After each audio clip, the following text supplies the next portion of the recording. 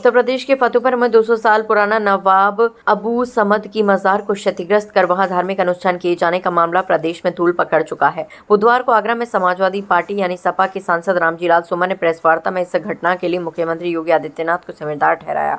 उन्होंने आरोप लगाया कि योगी सरकार सांप्रदायिक ताकतों को बढ़ावा दे रही है, जिससे सामाजिक सौहार्द बिगड़ रहा है।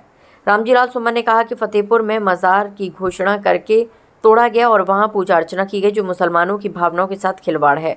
उन्होंने 1991 के धार्मिक स्थल विशेष उपबंध अधिनियम का हवाला देते हुए कहा कि 15 अगस्त 1947 से पहले बनी किसी भी धार्मिक स्थल के स्वरूप में छेड़छाड़ गैर कानूनी है। सुमन ने सवाल उठाया कि फिर क्यों जानबूझकर सांप्रदायिक ध्रुवीकरण का प्रयास किया जा रहा है। उन्होंने कहा कि यह न केवल मजार तोड़ना है, बल्कि देश की सभ्यता, संस्कृति और मुसलमानों की भावनाओं को ठेस पहुंचाना है। सांसद ने यह भी उल्लेख किया है कि भारतीय स्वतंत्रता संग्राम में मुसलमानों ने महत्वपूर्ण योगदान दिया है और हाल ही में सोफिया कुरैशी जैसे उदाहरणों ने इससे फिर से साबित किया है। उत्तर प्रदेश के जनपद फतेहपुर में 11 अगस्त को एक घटना घटी। वहां नवाब अबू समद जी की 200 वर्ष पुरानी मजार है। उस मजार को क्षतिग्रस्त किया गया और वहां धार्मिक अनुष्ठान हुआ।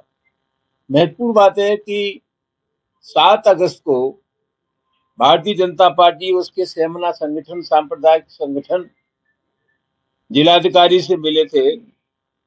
मुखलाल पाल जो उनके बीजेपी के जिला अध्यक्ष हैं, उनके नेतृत्व में कि साहब 11 तारीख को हम जाएंगे और उस मजार पर जाकर के हम धार्मिक अनुष्ठान वगैरह करेंगे।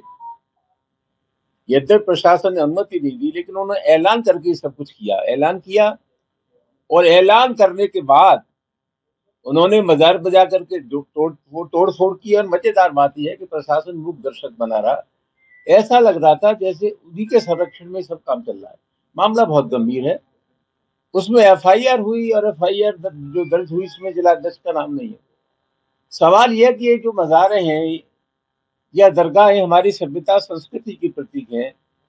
यह मुसलमानों के साथ साथ हिंदू लोग भी जाते हैं। ये लोग मजारें नहीं तोड़ रहे हैं, हमारी सभ्यता संस्कृति को तोड़ रहे हैं, मुसलमानों का दिल तोड़ रहे हैं। ये बहुत गंभीर मामला है। और लगता यह है कि कुल मिलाकर के इस हिंदुस्तान में जो मुसलमान है, जो दुनिया की आबादी के दूसरे स्थान पर है, उनके मन में एक डर और भय का वातावरण पैदा किया जा रहा है। ये बहुत गंभीर मामला है।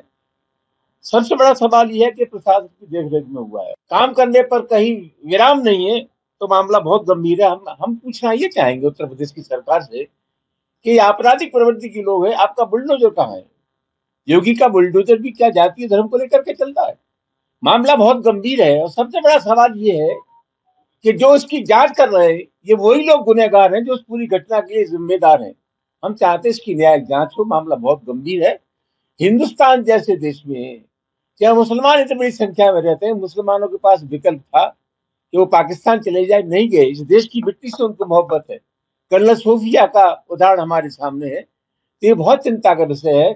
और मैं आरोप लगाना चाहूंगा कि ये सांप्रदायिक संगठन हिंदुस्तान के मुसलमानों को सामाजिक सद्भाव बिगाड़ने के लिए उकसा रहे हैं।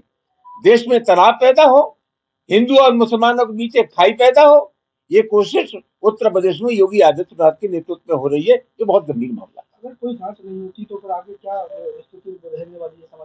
हमारी मांग है न्यायिक जांच की। जनतंत्र में विरोध करने के जितने तरीके हैं उन सब का इस्तेमाल करेंगे। क्या इस पूरे मामले को लेकर अध्यक्ष जी से कोई बात हुई आगे रणनीति बनाने के लिए? नहीं, अध्यक्ष जी का इस पर बयान आ चुका है और ये पार्टी का स्टैंड है, पार्टी का मिजाज है। हम अकलियत के लोगों के साथ खड़े हैं।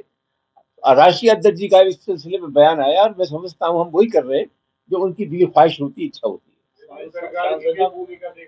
सरकार पूरी तरह से सांप्रदायिक तत्वों से मिली हुई है। सरकार के इशारे पर ये काम हुआ है। ये योगी आदित्यनाथ के मिजाज का काम है।